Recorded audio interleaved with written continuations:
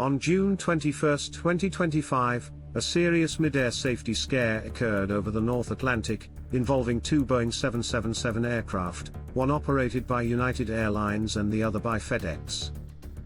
This wasn't a mechanical failure or weather-related disruption. It was a rare but alarming air traffic control (ATC) error involving both human and system oversight, highlighting the fragility of high-altitude, long-distance airspace operations where radar coverage is minimal, and communication relies heavily on digital systems.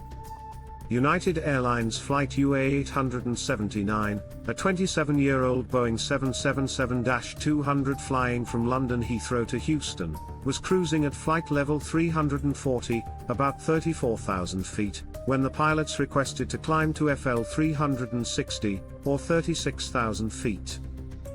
At that moment, the ATC controller overseeing this segment of oceanic airspace acknowledged the request and issued a verbal standby. In normal circumstances, that would indicate that the request is being considered but not yet approved. However, what happened next nearly turned this routine exchange into a disaster.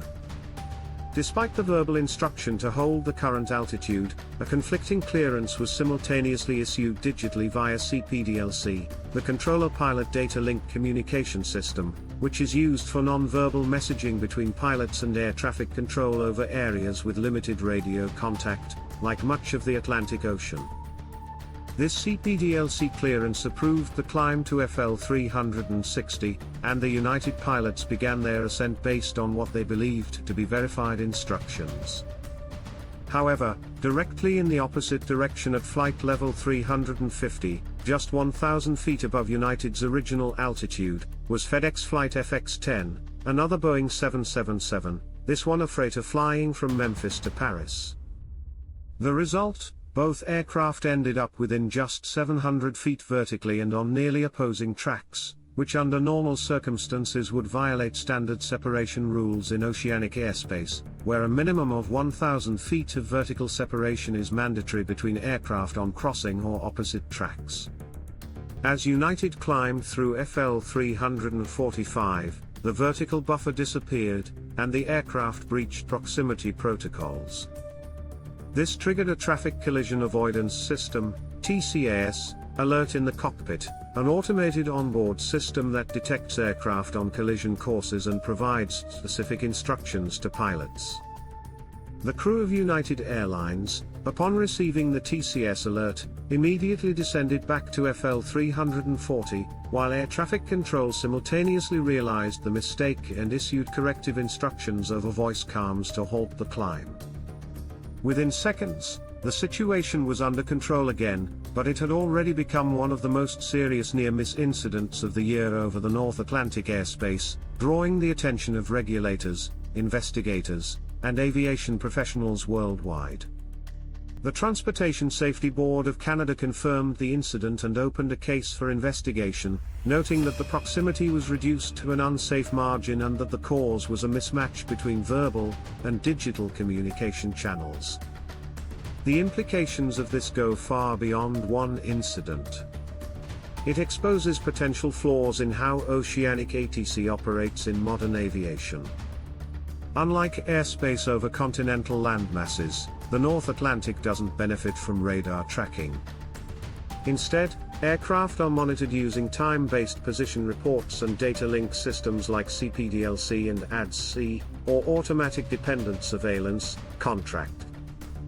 These systems rely on aircraft periodically transmitting their position to ATC and receiving instructions via text-like digital messages.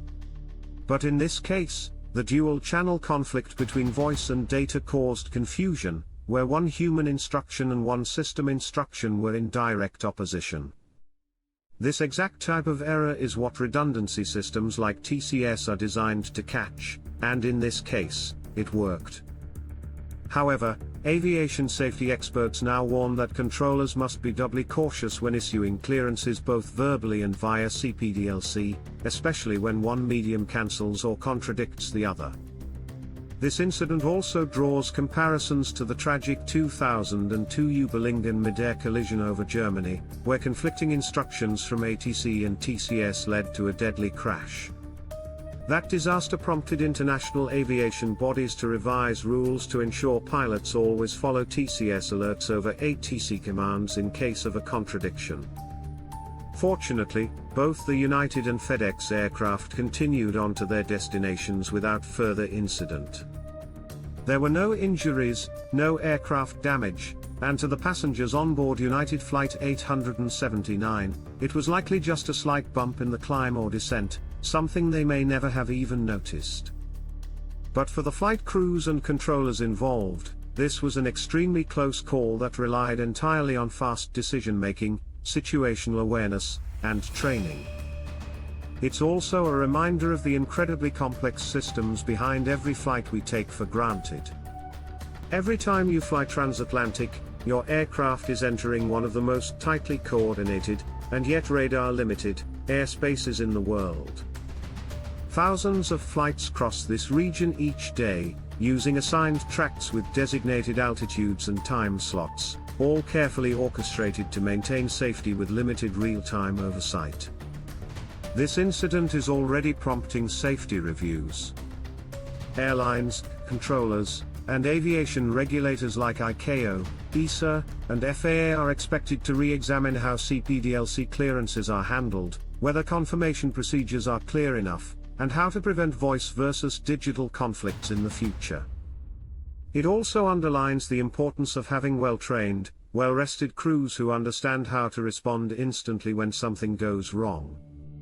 For the public, this event remains a behind-the-scenes story, but for those in the cockpit and control room, it's a scenario they train for, hope to avoid, and pray never turns real.